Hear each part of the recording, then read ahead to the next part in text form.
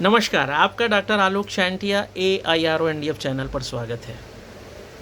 स्वतंत्रता या स्वतंत्रता दिवस, हर आदमी में उत्साह है। कहीं लड्डू बन रहे हैं, कहीं झंडे लगाए जाने की तैयारी हो रही है, कहीं बहुत से आयोजनों का प्रयास चल रहा है। लेकिन उन सब के बीच में एक छोटी सी बात कहने के लिए मैं आपके साथ इस वीडियो में हूँ कि आखिर स्वतंत्रता आप किसे कह रहे हैं? क्या सिर्फ 15 अगस्त 1947 को अंग्रेज़ों के चले जाने को अगर आप स्वतंत्रता कह रहे हैं तो स्वतंत्र तो आप आज भी नहीं हैं, क्योंकि अंग्रेज़ों की बनाई भाषा आपके लिए सर्वोच्चता रखती है। आज आप हिंदी बोलना नहीं चाहते हैं, अपने बच्चों को हिंदी स्कूल में पढ़ाना नहीं चाहते हैं, यहाँ तक कि कोई मल्टीनेशनल हिंदी बोलने वाले को पसंद नहीं करती है। इसके अलावा आप जो भी कानून हैं वो जो अंग्रेज़ों ने अपने स्थिति परिस्थिति के अनुसार तैयार किए थे उन्हीं पर चल रहे हैं। वैसे तो वर्तमान सरकार ने काफ़ी बदलाव का प्रयास किया है, जो उन्होंने इंफ्रास्ट्रक्चर तैयार किया था उसी पर हम आप चल रहे हैं। जो उन्होंने किया था 75 साल में आप वही कर रहे हैं। तो मानसिक रूप से तो आज भी आपके अंदर अंग्रेज ही बसा हुआ है, अंग्रेज की बातें बसी हुई हैं, अंग्रेज के नियम परिनियम बसे हुए हैं। इसलिए जब आप कहते हैं कि आप स्वतंत्रता दिवस मना रहे हैं तो आपको यह बात ज़रूर सोचना चाहिए कि स्वतंत्रता दिवस किसको आप कह रहे हैं? सिर्फ अंग्रेज़ों के चले जाने को, या अपने ऊपर केवल किसका अधिकार है इसके आधार पर आप स्वतंत्रता दिवस परिभाषित कर रहे हैं?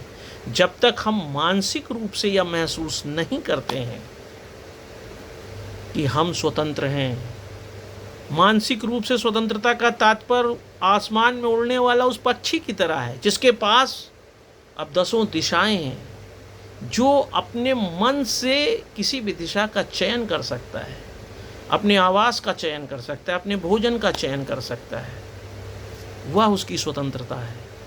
अगर वह एक पिंजड़े से दूसरे पिंजड़े में रख दिया गया है तो वह स्वतंत्रता नहीं है, सिर्फ स्थानांतरण है। और इस स्थानांतरण को स्वतंत्रता के संदर्भ में आप एक बार महसूस करके देखें कि आप स्वतंत्रता कह किसको रहे हैं।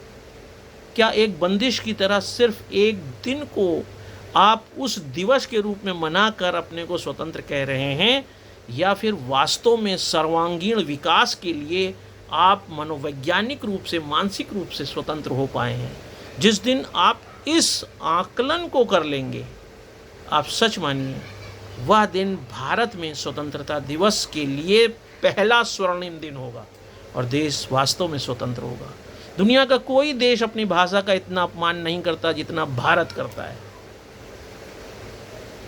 दुनिया का कोई भी देश अपनी संस्कृति को लेकर इतना असमंजस में नहीं रहता जितना हम रहते हैं। जिस तरीके से लिंग्विस्टिक जीनोसाइड का प्रभाव भारत में दिखाई देता है, मैं ऐसे कई से समूह में हूँ जहाँ पर सब अंग्रेजी ही बोलते हैं, अंग्रेजी लिखते हैं, लेकिन जब मैं उनको हिंदी में लिख देता हूँ उसमें से कोई जवाब नहीं देता।